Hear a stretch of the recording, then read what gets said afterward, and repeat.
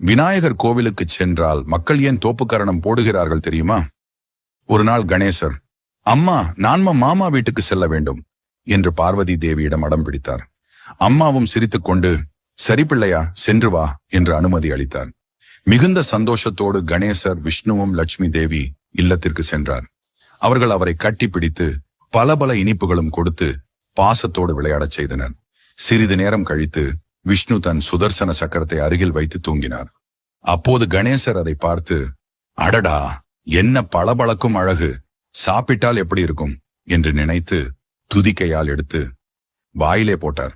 அதே நேரத்தில் அரக்கர்கள் பூமியை தாக்க தேவர்கள் அனைவரும் ஓடி வந்து விஷ்ணுவிடம் உதவி கேட்டனர்.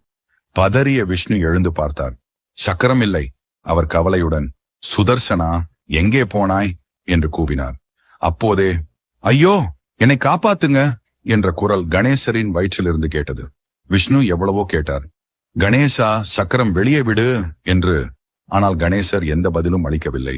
அப்போது சிவபெருமான் சிரித்துக்கொண்டு, இப்போ உனக்கு சக்கரம் வேண்டும், அதுவும் கணேசனிடம்தான் இருக்கு, அவனை மகிழ்வி என்று விஷ்ணுவிடம் கூறினார்.